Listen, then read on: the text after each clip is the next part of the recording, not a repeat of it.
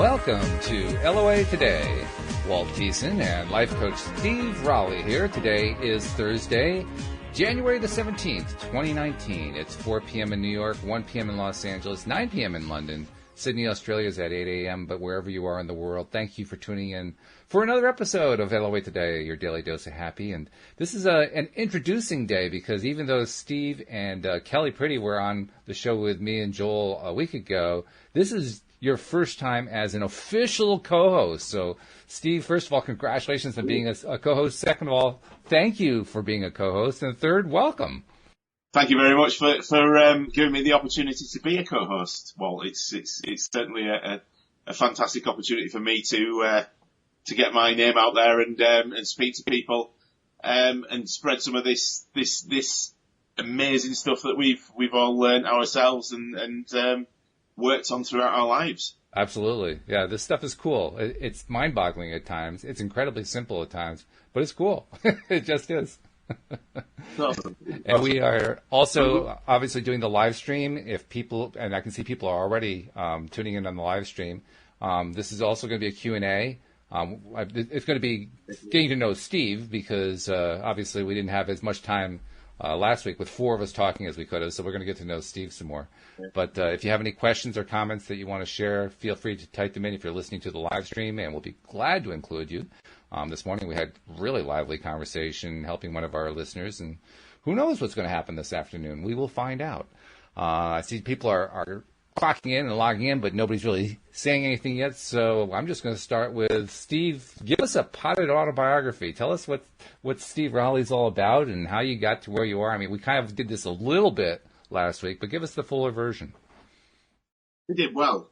The full version of, well, I won't give you the full version because that would probably take a decade. But I'll give you a bite-sized chunk of who I am and why I do what I do, how I got to where I am, and the joys of doing that, really. So my story started from probably not a very nice place. So I'll share my story if you like. So when I was a child, from the majority of my childhood up to my teenage years, I was actually subject to mental, physical, and sexual abuse by a person in power. Wow. So that's my story. I don't focus on that anymore for obvious reasons. Yes. But that led to the majority of my late teens and my early adult life. I sort of lived that in I was actually labelled with having PTSD. Notice the word I used there, labelled, absolutely, yeah. So I had traumatic experiences in my life. Medical professionals and psychologists labelled me with what is known as PTSD, so that's post-traumatic stress disorder, as it is. And I attached that label to myself, and that became me for many years, up until I was around about, I'd say, 34 years old. And at that point in my life, I'd been through many failed relationships, a divorce. I didn't hold down a job for very long, and I didn't like myself very much at that point in time, but it taught me a lot. And at that point, I decided to take back control of my life. So I met my current wife now, Gemma, when I was 34, so in 2012. And we both did in our lives, which helped us to gel together. Uh-huh. We were both 100% honest with each other from the start. And I think that was the main thing. So that was the only time I'd really fully shared my story with another human being. So that opened me up to then being, I felt empowered by doing that. And that then prompted me to make other choices. So I started self-developing and reading books. I took myself off and paid for therapy and counselling, amongst other things. The counsellor at the time introduced me to The Secret. That's where it all started. That's cool. So I read the book and some other books, which I mentioned before, The Message of a Master by John MacDonald, and It Is Done by Richard Dotts, but also one that really has The Power of Now. Oh, yes. Eckhart Tolle, sure. Yeah. Because that helps you, because what you realise is actually you've really got the present moment, and in the present moment, you're fully in control of what you choose and decide to do next. How powerful is that? It's very powerful. Yeah. In fact, I like something that Joel says about that. He says, you can't do anything about the past, and tomorrow wasn't promised. That leaves today. There's nothing else left. You've only got now. You can't see what's going to happen in the future. You can plan for it. You can move in a direction towards what you want. Exactly. With the tools that we use with the LOA. Right. But yeah, so at that point, I decided to go down this path. Me and my current wife, we started using the law of attraction and teaching ourselves and our subconscious mind how to run on different programs to what it had done in the past, if that makes sense. Mm-hmm. Sure. Yeah, so we retrained our brains and our subconscious minds to actively work from a positive place and work from a place of infinite possibility rather than a place of lack and a place of pain, suffering, where I'd always been before. Mm-hmm. So I tried to do that. But I think the main part for me was realising that in all that, so all past experiences in my life, this is probably going to be a little bit controversial. That's all right. But we're used to controversy. We do that all the time, so no big deal. We just keep it friendly and light, that's all. Friendly, light, and controversial. Absolutely. So yeah, the past experiences and everything that had happened in my life, and all the issues that I'd experienced is gone. Where have you got? There you're back. Sorry, I'm all things while we're doing this. My monitor kicked out over here, and I replaced it over there, and I'm doing all this stuff. I'm hearing you. I'm hearing everything you're saying. So So once I realised that I was the common denominator in everything that I had in my life, whether that was failed relationships, whether it was ill health, whether it was failed jobs or other things, but also I was also the common denominator in all the nice things that had happened in my life. But once I realised that was the case, mm-hmm. why don't I create more of the nice things and stop creating the bad things? Yeah, absolutely. That's the challenge, isn't it? That's the bones of this stuff. Yeah, that's it. It's a choice. And that's the bones of this stuff. So that's my story. That's a good story. Where I am now, so that's my story. And I've used the law of attraction. I've used all the coaching tools that I've learned throughout my career in the corporate world, but also obviously I've done coaching courses outside of that as well. Sure. I've worked with mindset work. The stuff that's in here now that I run on a daily basis, and people don't realise the amount of mental work that goes into that. Yeah. So people want to change. They say they want to change, but they're not willing to then put in the action to create that change in their lives, which is the bit that a lot of people get stuck on. Sure. But the common denominator side of it, and realising that you're in full control of everything that's ever happened to you and everything that ever will happen to you in your experience of the world, that is, opens your eyes up to the fact that actually this is powerful and I can build the life that I want and that I dream of, which is what I've done. We have our first question. That's it, basically. That's good. Me. Sorry, I went off on a bit of a tangent. But no, that's fine. That's fine. We do. Let me tell you, if we have a show where we don't go off on at least two tangents, there's something wrong. So no problem. You're right. You're right in the swing. No, actually, we have our first question. No. Jeffrey is one of our regular listeners. He says, "Do couples that use the law of attraction do better when there is a relationship conflict?" A relationship conflict. What do you think about that? A relationship conflict. I have them all the time with my wife. Who doesn't? I mean, in a relationship, you've got two separate people with two separate agendas. Mm-hmm. Yes, we can compromise and work together, and I found my soulmate, so we're pretty much in alignment most of the time with the things that we do, but we still do argue, we still do have disagreements. But what it's about doing is accepting that my wife Gemma cannot make me feel a certain way. Mm. So if I bring myself back to the now, I have a choice whether to let what has happened, the circumstance, I don't know what it could be. We've had an argument about something, whatever it is. Could be anything, really. She could say something that ordinarily or does upset me, mm-hmm. but it's only upset me because I've allowed it to, and it's something inside me that is probably wrong that I need to sort out to stop that thing that she said upsetting me in the first place, if that mm-hmm. makes sense. Mm-hmm. Okay. Does that make sense? I think so. We're both really good now, after the work that we've done, mm-hmm. of accepting that we are the ones that control our own feelings. Right. So arguments don't last very long because we'll be like, right, okay, let's agree to disagree. I'm not going to let you upset me. I know you're not going to let me upset you, and then we'll come to some sort of arrangement that works. If that makes sense. Okay. Hey, whatever it takes. Yeah. That's what I think. But people who use the law of attraction, we do go down manifestation routes. So we manifest things all the time together. Uh-huh.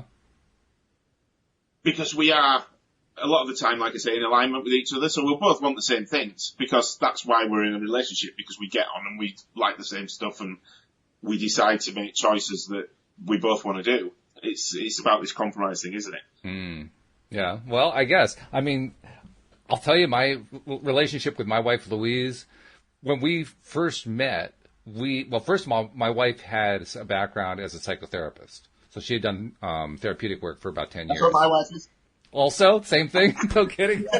Oh, that's funny. She's a clinical hypnotherapist and psychotherapist. That's one of her things, amongst other things that she does.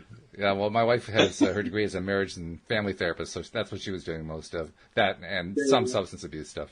But anyway, she had also done her own work, which is often what is the case with people who become therapists, psychiatrists, psychologists, all that kind of thing, that people become interested in it because of their own issues, right? And that was the case also for her. So she had worked through her own stuff, and for myself, I had been basically going blind through most of my life trying to figure this stuff out, and managed somehow to heal myself on a lot of stuff, enough to the point where I could actually meet her and we could have a successful relationship.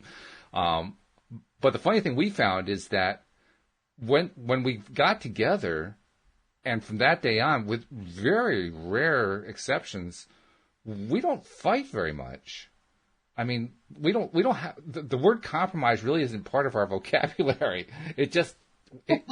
Seriously, and we're pretty much convinced what it comes down to is how much work have you done on yourself and how much work has the other person done on themselves before you got into the relationship. If you've done the work, then you never really have to compromise. You just stay who you are, they stay who they are, and you love each other for who you are. And it's simple. Exactly. You know? Yeah. But yeah, you're right, because I think we support... See, Gemma supports my decisions and the track that I want to go down. Mm-hmm. Exactly. And he'll allow me to be me and do that. Right. And vice versa. Right. So... Yeah, but you see, I mean, you never have. I can't believe that you've never had a disagreement with your wife. Oh, sure, they happen occasionally, but they don't last real long, and we never really have to compromise about it. It's more like, how do we do it? It's not like we compromise. It's more like which person has the real strong passion for it, and which one is kind of going along with it because it's not all that important to them. I can't remember any time where she was passionate this way, and I was passionate that way, and the two near shall meet. We've never had that. Yeah. So that's why we came to the conclusion it's got to be because we did the work on ourselves. Yeah, it is. Because you can accept that. Yeah. You can accept that, yeah. Hang on, do I really need to disagree with this? Probably not. Let's just let them be. Yeah, you're right. Absolutely, 100%. It's just not that big of a deal. And like you said, you really want the best for the other person from their perspective, what they want. That's what you want for them. Yeah. Sometimes that means we go in separate directions. And maybe that's where some of the conflict comes in. Because maybe there are some people who feel, well, you're a couple, you should be doing things together. And like, no. Sometimes you have to go off and do your own thing. That's a healthy human being who does that. So again, why would you want to? Why would you want to hold somebody back from their passion and what they were doing? Yeah, it doesn't seem to make any sense to me. So I don't know. I've had that question before. Louise and I have had a lot of discussions about it, trying to figure out, what's this whole thing about having to compromise all the time? And all we can conclude is, well, maybe it is for others, not for us. We never have to do that. So, Jeffrey, I don't know if that answers your question, but that's what our take is at my end anyway. It's fun stuff. It's a good question. It is. It's a question that I think actually probably needs to be asked more often. But I think it is. I think a lot of people have relationship issues, and it's because they've got an expectation. I'll do this now. They've got an expectation. Air quotes. Of what the other person should be doing, right, or thinking or feeling. Mm-hmm. It comes down to what we spoke about on the last podcast about these assumptions. Yes.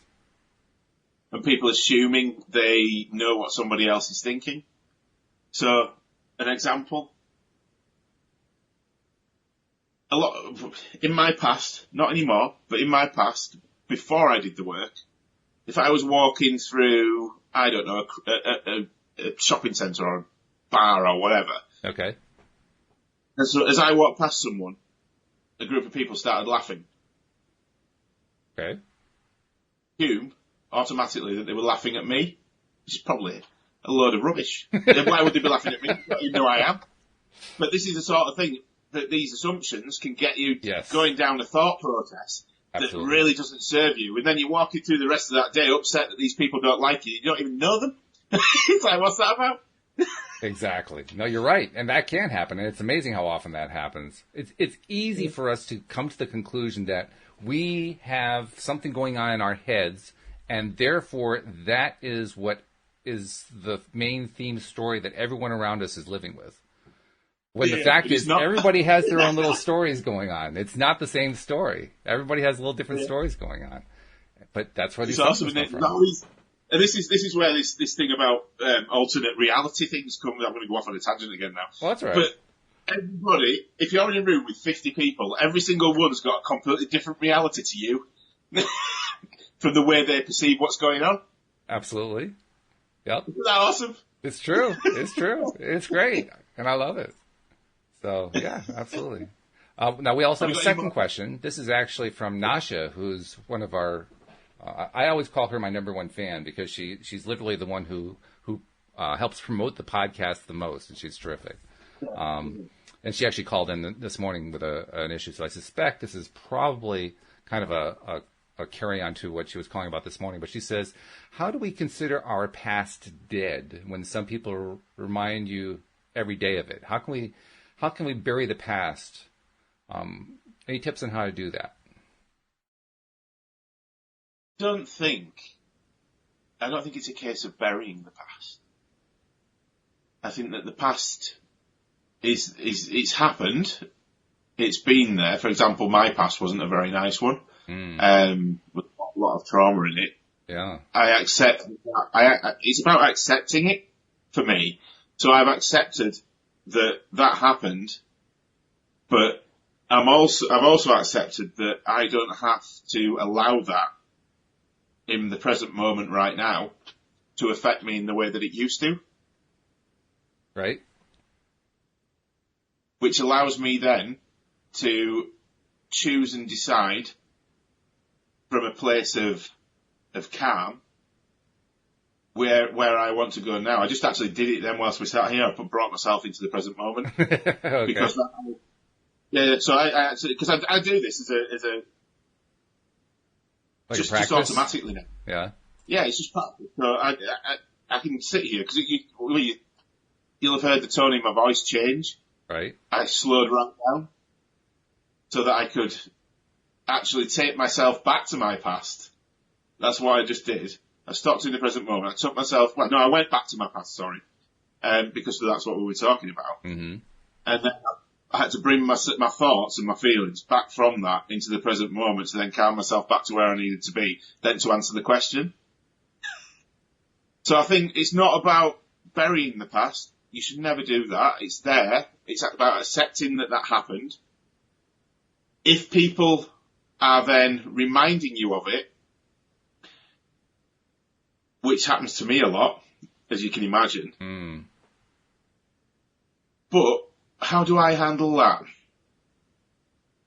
For me, it's about, again, bringing myself back into the present moment whilst I'm speaking to the person that's done that.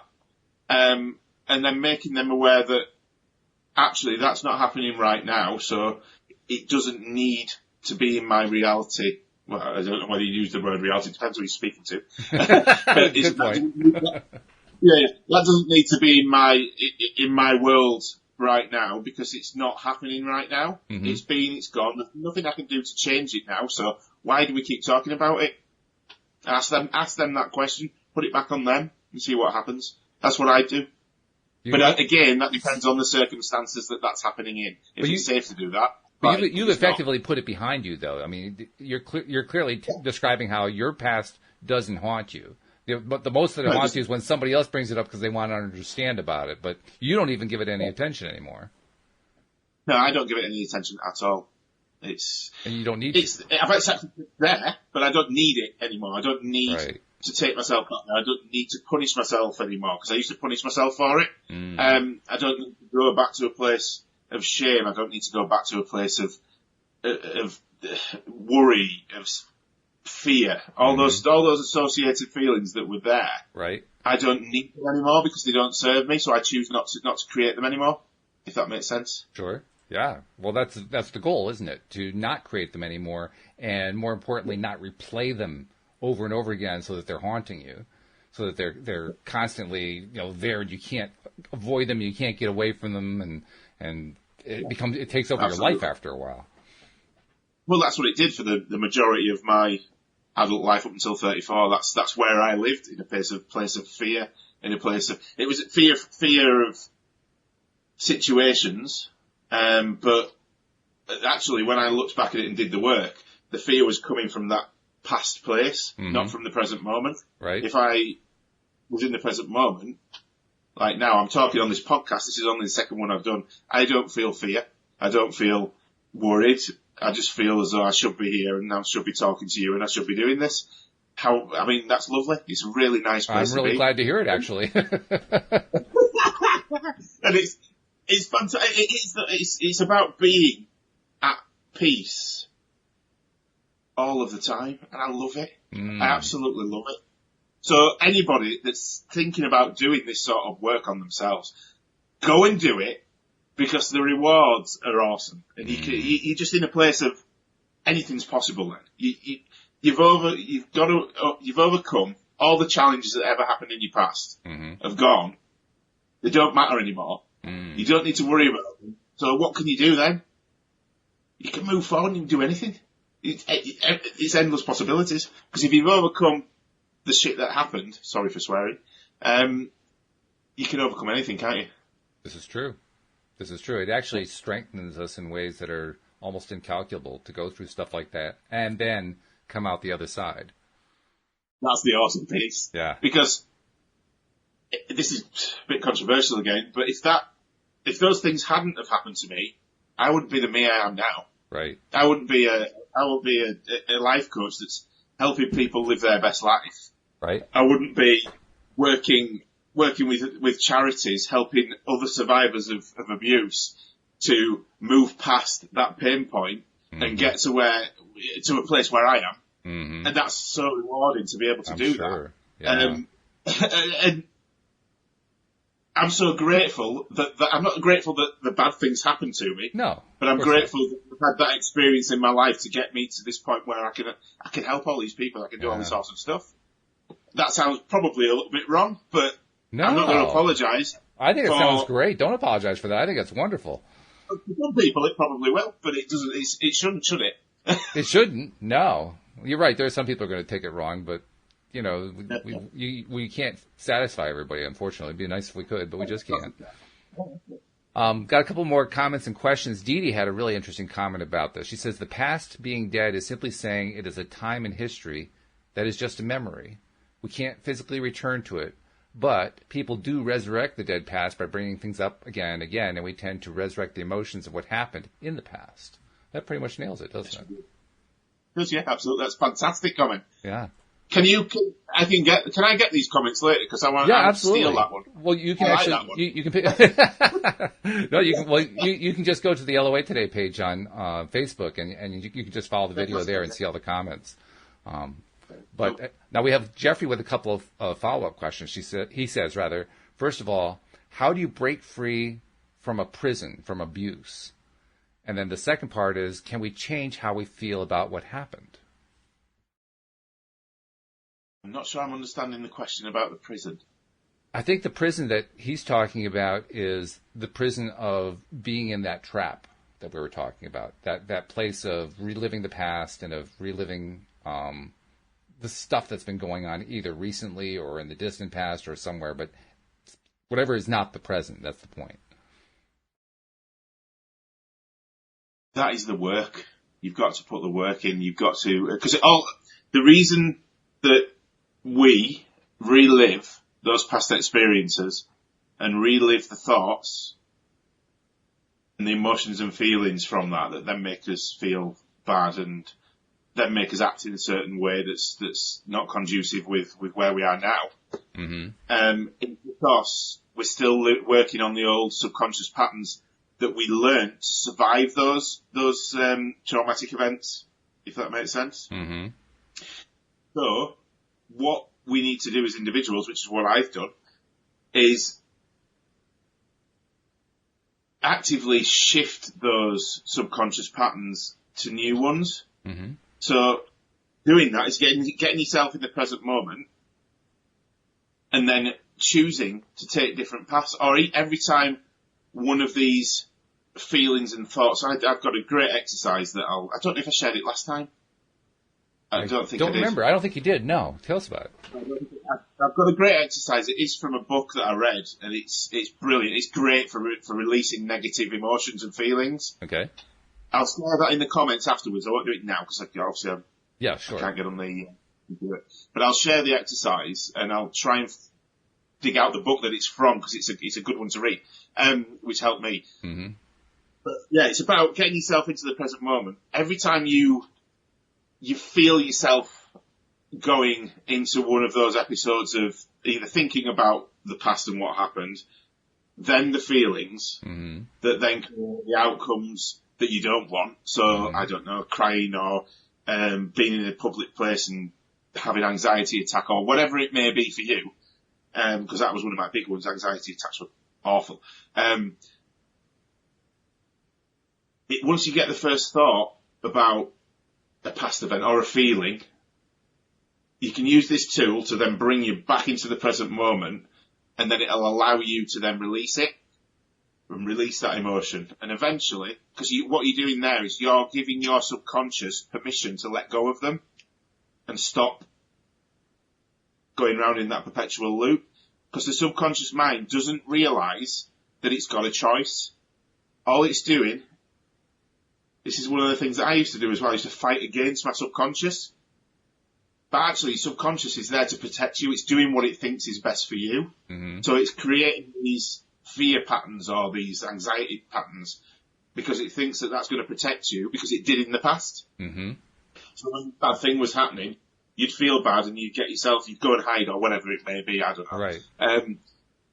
So it'll get you into a place that was safe or as safe as you could be. So those patterns are ingrained in there for years and years and years, and they're so difficult to break. So what you have to do is retrain it a new way to be by giving it the choice to release these emotions and go down a different path, because it doesn't currently know it's got a choice. Now, that's not easy done, although it is easy done because all it takes is practice. Mm-hmm. But it's a lot of practice. Right. But once you've got these tools, which I can give you, I will share it at the end. One of these, this one's awesome because it just works. It can work quickly, but for me, it took me probably about a month of doing it. Mm-hmm. Maybe 20 or 30 times a day. That's the work that's involved to change your subconscious patterns. So it's not just something you do for 5 minutes in the morning. You have to really make a commitment throughout your day to do this. You have to really make a commitment to do this, to change right. those subconscious patterns in bite-sized steps as you're moving through your life, your day, your week, whatever. But it's so worth it because I don't have to do that anymore. My subconscious patterns now never take me back to those feelings, thoughts, and in the past because I've retrained my subconscious mind to be where it needs to be. The only thing it's scared of now is actual imminent danger. So, yes, I get nervous. I got nervous when I came on the first podcast. Sure. I was nervous. That's normal. But it didn't get me incapacitated, which it would have done had I not done the work. Mm-hmm. If that makes sense. Yeah, it makes sense. So I hope that's helped. Was it Jeffrey? Yeah, it was Jeffrey, right. And Nasha actually has a follow-up to her question. She was asking about the dead past that keeps coming back. She said, Walt, it's like I had forgotten about it, but if there is a wound and it's healed and there's a scar, if someone has a knife and keeps cutting the scar open and say, feel it, keep feeling it. Well, feel it to you because you did this. I mean, yes, I'm human. I screwed up. It was nothing major, but you make me feel like, oh my God, you were so wrong. Even if you were abused, you must have seduced the rapist. There's something wrong with you. That's the feeling of what she's trying to express there. What do you think? From my perspective on that, is this person? I'm assuming this is another person that's doing this too, then. Right.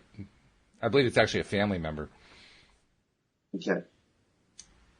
So, it's a really difficult situation to be in.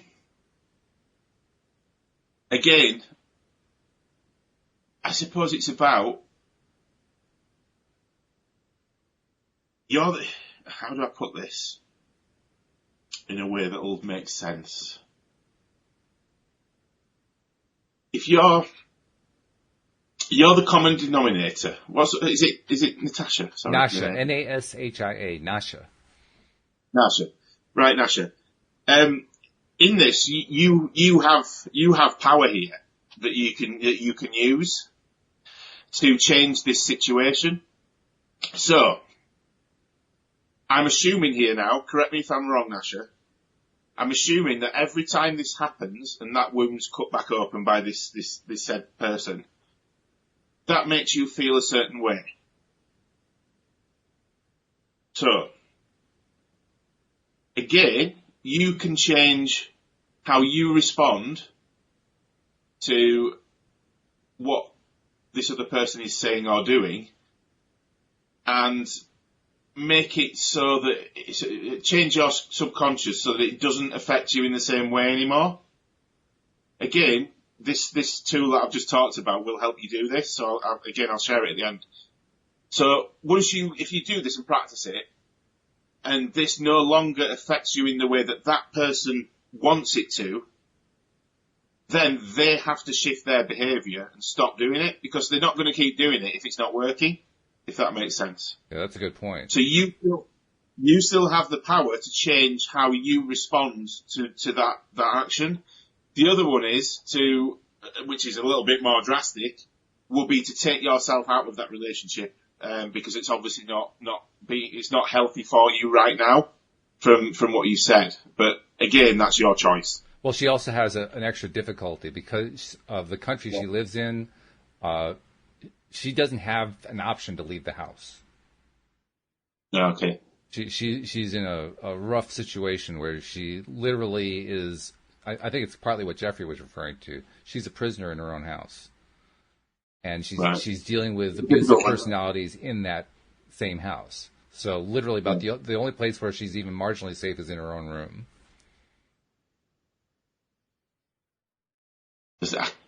There isn't. The only way to do that is to get away from it and change it, or go down the route of what I just discussed about changing the way that you respond to what's happening, and that might make the people that are doing that change their behaviour and stop doing it.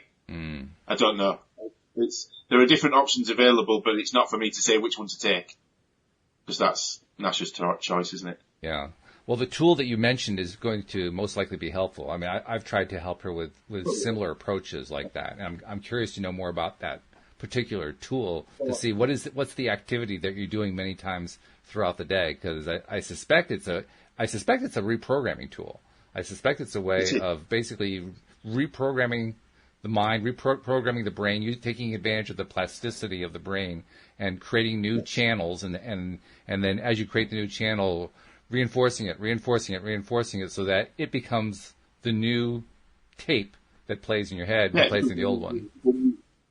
Conscious pattern that you've got there, yeah. Right. So, you want me to run through it quickly? Okay. Yeah, sure.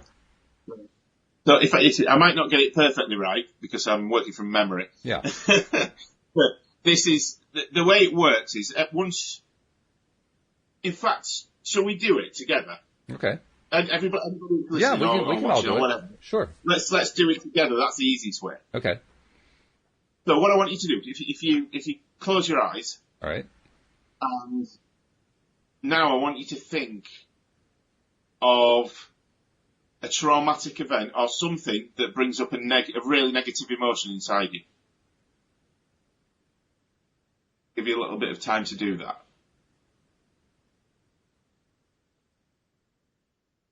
So at this point in time, you should start to feel a flurry of negative emotions coming into your body. Now,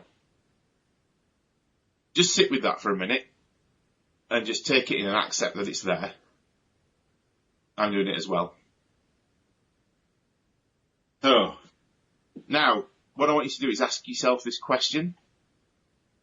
So, could I let this feeling go? That's a question I've asked many times.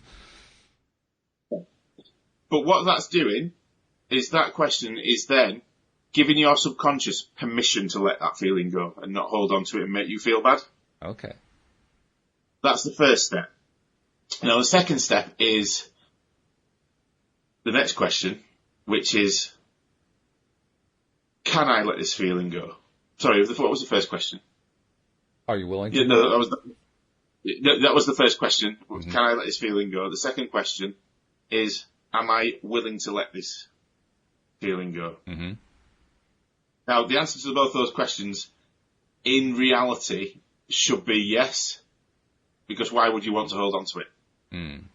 So giving the subconscious the choice, it can say, sometimes it does say no. Mine did to start with. It'll say, no, I want to keep this because I'm safe. It makes me feel safe. But eventually, you'll change that and it'll go to no. And then the third question is when? That's got to be now, hasn't it? There's no other option. No other option. So, that won't work the first time you do it. I 100% guarantee it will not work the first time you do it. Your subconscious will say, get out of here. I'm not having this. If that's what's happened. So, with that negative emotion, you've got to keep doing it. The first time I did it, I think it took me 18 times to even feel a shift. Mm. But I kept doing it and kept doing it and kept doing it. And eventually you feel something change. You'll feel it go. I mean, sometimes it takes only one time, or two times, or three. It depends how deep the pattern is and how not very nice the emotion is, I suppose. Mm. Once you do that over and over and over again, your subconscious is like, hang on a minute, I've got this, I don't need that anymore. Got this, where's that come from? I don't need that anymore. And this is where I am now. Well, I still get them every now and then, don't get me wrong. I'm not this super being that's always, where are you happy? You're not perfect? What's wrong with you? I don't think anybody can ever be perfect. Yeah, really. So I still get them now, and I still get them quite often, but I can instantly just chuck them away now. It's like, I don't need that, it's not serving me. Don't need that, it's not serving me. But that's where you can get to with this exercise. I will put it in writing on the things that it's easy to read through. And it makes more sense. It sounds simple enough. I mean, a 3-step process, and you're just repeating the same 3 steps over and over again. Yeah. And it makes these shifts in your subconscious gradually over time until you're at the point where I'm free of that now. which is a nice place to be.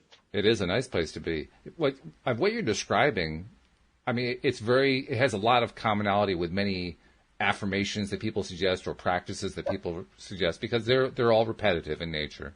But what I love about this one is the simplicity is such that all you're asking your subconscious mind to do over and over and over and over and over again is reconsider this thing, reconsider it, reconsider it, reconsider it, reconsider it, until finally it gets to the point where it says, well, maybe I should reconsider it. Exactly that. And it's a wonderful thing, because when it does reconsider it, you can feel it. You can absolutely 100% feel that change. And once you've done it once, it becomes addictive. And then you're off then. You're away. You just want to keep doing it for everything in your life. And it's like, wait, yeah. I can get rid of anything now.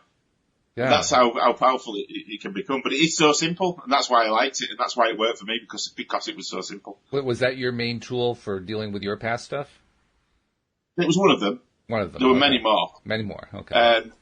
I found that to be very common. I have yet to find anybody who has just one or two processes that made all the difference. The only time I ever hear that is if somebody's trying to sell me something. But beyond that, most people will tell me they have a whole range of processes that they pick from, and this one they'll do in that case, and this one they'll do in that case, and so on and so forth. Well, I do that one. I do meditation. I do mindfulness. I read a lot, because when I'm reading, I'm learning. I'm expanding. I'm not staying in the same place. I think that's one of the main ones for me, because I got stuck in this perpetual loop for 20 odd years, 25 years or whatever. Perpetual loop of not very niceness. That's how I'll explain it. And in that period of time, I didn't grow as an individual. Although saying that, yes, I did. I grew on a professional level through jobs and work. But that was it. I didn't grow on an emotional or spiritual or internal level. Well, it was all external stuff. You were building the platform though, because you were constantly tripping over that same tripwire every single time. And the more that you did that, the more it traumatized you, and the more that it traumatized you, the more you're building this foundation. It's kind of like a launching pad. I like the way that's what Joel's word is for it. It's a launching pad. So that when you finally do have your breakthrough, it launches you into orbit. I mean, it's like a takeoff from that point, because you've been swimming in the contrast for so long. It's like, let me out of here. It's like I was going to swear then, and it wasn't a very nice swear. But yeah, it's like your subconscious. You suddenly say, enough's enough. Enough is enough. Yeah. Something's got to change now. Right. And once you've got to that point, for me, it was at one of the lowest points in my life. So I split up with my wife. I'd been made redundant from my job, and I was homeless. I didn't have a penny in the bank. And that's when it happened. I thought, I've done this so many times over and over again. I can't do it anymore. Yeah. So I just went and asked for help, and that's what it was for me. And then when I asked for that help, I got more help than I needed, and then, well, look what's happened now. I've got the life of my dreams, but this is the thing. Anybody can do this stuff. Any single person, anybody on this planet can do this stuff, but they've got to accept 100% that it's their responsibility to do it and nobody else's. I love the point that you just made, that anyone can ask for help, and when you ask for help, you get it in spades. I mean, that's not the way you said it. That's my way of saying it. But it really is true. I mean, well, Nasha and Jeffrey are demonstrating it here. I mean, they ask a few questions, and we're probably telling them more than they even want to know. We're just giving them huge amounts, right?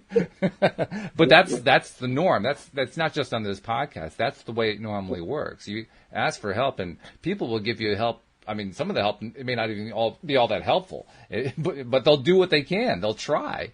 And you get enough people involved, somewhere along the line, you're going to find the right person who gives you the right piece of information. That's what happened with you. You found the right pieces of information, and it worked out. That, I think, that's a big deal right there. Because when you're in that depressed state, that traumatized state, the first thing that I think that happens in the mind of somebody who's in that state is to believe that no one can help them and no one will help them.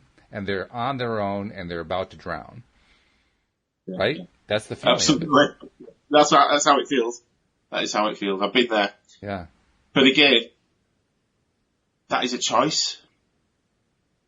It doesn't feel like a choice at the time, but it is. It is. Because I chose to stay in that state because it was what I was used to.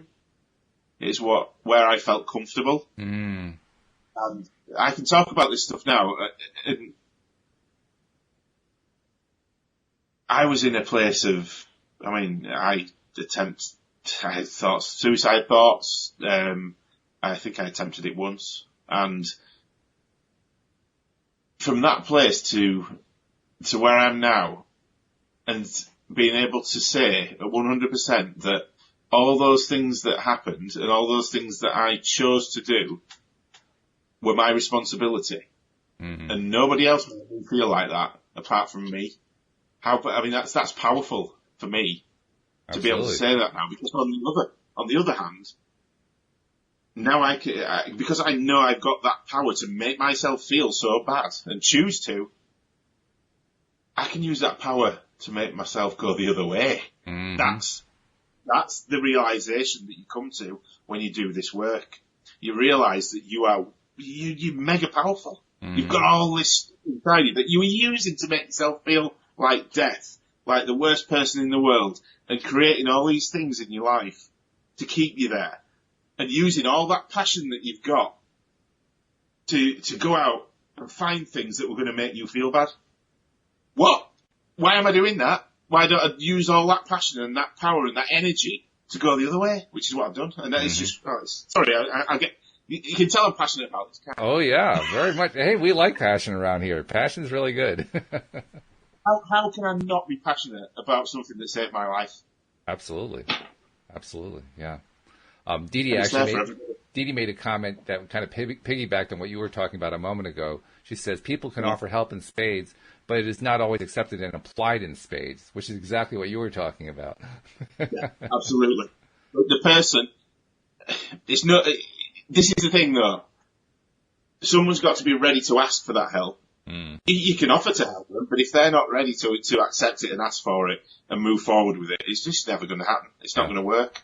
So I think when you look at a lot of these stories, and a lot of the people that I've worked with in the past and that I still work with now, they have all had to get to a point of, the lowest of the low, the deepest depression for them. Mm-hmm. Everybody's is different. Right. We've got to get to that point to be able to then come back from it and realise that's where the realisation generally happens. It did for me anyway. By the way, Nasha, who is the one dealing with the in-home abuse situation, has commented. She says, the only thing I have to do is cut off from my abusers. Enough is enough. Thank you so much. This entire day has been very helpful. Do you know, I'm going to cry. Nasha is also one of our most appreciative people. Literally, I think almost every podcast where she's asked a question that was really important to her, and very often she'll instant message me afterward, and it's a long spiel of thank you, and I'm so appreciative, and you're wonderful, and all this other stuff. Let me tell you, it's great to have a number one fan. It really is. But that's what this stuff is for. It's about sharing our experiences so other people can go down and have the same experiences themselves, because people don't share enough, in my opinion. And I agree. Yeah. There are social pressures, though. There are social pressures in place that prevent us from sharing.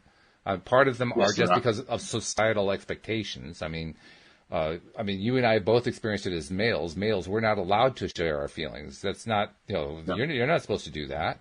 You're supposed to be tough. Well, I am now. I don't care what I'm supposed to do. I just do it anyway. I'm not going to hold back anything anymore. Absolutely. I did that for enough of my life to... But that's what we were trained to do, right? When we were growing up, that's exactly what we were trained. Yeah. Yeah, so we have to overcome that. We'll talk about this, yeah. So, but it's a crazy world we live in. But it's, I think it is changing. I think it's a pivotal. I can't say the word. pivotal point now, isn't it? It really because is. There are more and more people waking up to reality and what's really going on and the power that they've got in themselves. It's so encouraging, I think. I mean, I think that's one of the big benefits I take away from just doing the podcast. Hearing all of what, the people who listen to the live stream and people who send in comments and questions by email or Facebook or Twitter or whatever. Just hearing how we are connecting with them on an emotional level, on a spiritual level, and realizing we're having a positive impact. I mean, that keeps me going. I often get people asking me, how do you do 11 podcasts a week?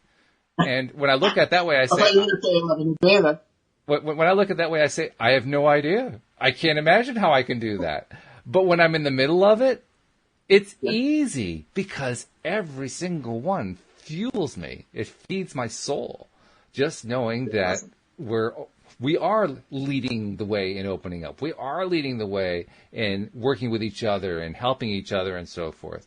It's one of the things that I love about what we're doing here. So I want to thank you, by the way, for joining the team, because I can tell you're going to fit in real well. Very, very well. He's awesome. He's awesome. I mean, I've been having a chat with Joel on Messenger, and he's a really awesome Isn't guy he as well, great? isn't he? He's really something. Yeah. I mean, we have 11 people who are co-hosts, and every one of them is really special. I mean, Linda Armstrong, who does the Friday afternoon with me, she has brought me perspectives I didn't even know existed. I mean, she's incredible. That's fantastic. Yeah. Really, yeah. And well, of course, you already have met Kelly. You met Kelly before I met her, and I got to know her with Alex King, who does the Tuesday afternoon podcast with me. So Kelly's doing the Tuesday with me now, and she is amazing. I mean, I get those two. I even made the comment when I wrote up the description for the podcast last Tuesday. I said, this is a dynamic duo. I can't wait to see what's going to come out of them. Because, I mean, the two of them, it's like rapid fire. It's like, I just sit back and watch what's going to happen. It's fantastic.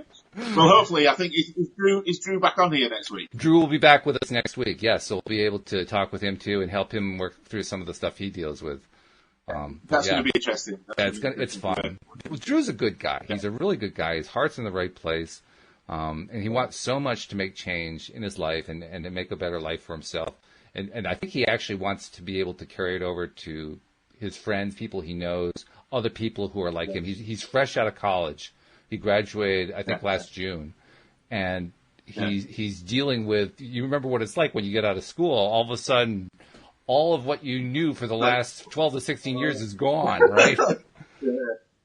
And you're on your own. Okay, let's see what kind of dance you can do.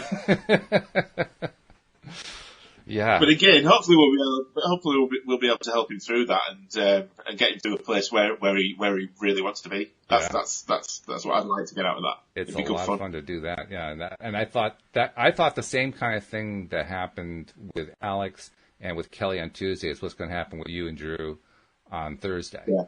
You know, I don't know. I think I've gotten good at hooking people together so that it's the right people, the right co-hosts on the right shows. I just like the results. So anyway, we'll see how it goes. We got a couple minutes left. I just want to see if there are any more questions that people brought in. Most people are seeing a lot of thank yous and so forth. People are, well, you and your podcast are excellent. Well, thank you, Nasha. Like I said, Nasha's my number one fan. She really is. Makes me believe in humanity. Oh, thank you, Nasha. That feels really good. I really appreciate that. This is the thing. This is one of my big things. Is I will not watch any news channels at all. I just don't do that. And the reason for that is the news is generally bad stuff happening in the world, a bit more bad stuff happening in the world, and some more bad shit happening in the world. And there's something else that's not very nice happening in the world. Mm-hmm. Why would I want to subject myself to that? But from experience, all the people I meet, either online, yourself, different countries, all over the world. I'm connected with people all over the world from doing this stuff. And the amount of good that's out there is phenomenal. Isn't that... Oh, it just gives me much more than hope. That's like a trite thing to say. It gives me hope. It makes me excited to know how much of that good, how much of that interaction is going on in the world today, largely because of social media. But, I mean, it's incredible what's happening. And let's just hope they don't turn it off. I don't think it will. And you know why? Because of the law of attraction. Yeah, exactly. That's exactly why. We're all connected, and we're all doing this stuff, and there's a purpose to it. There is. And we're all on our own little creative journey and we're all doing it for the right reasons. Mm-hmm. We're all doing it for the right reasons, and that's the point, isn't it? We're all doing it to expand and help other people. Jeffrey has a couple of interesting comments. He says, this show is a meditation. It will always evolve. Preach on, Steve. Preach on. I like that. That's good. I tell you, we have the best fans in the world. We really do. I've been saying this for months and years now. Back to even when the whole thing of doing 11 podcast episodes a week, that's been going on for a little over a year now. But even in the years before that, where I was just doing it once weekly, and a lot of that time was with Joel. Joel was my co-host for a lot of that time. We just kept talking about, we have great listeners. We really, I mean, seriously, I don't think there's anybody out there who's got better listeners than we do. And I say that a lot, but I think it's true. That is why you do it. Yeah. It fuels me. It keeps me going.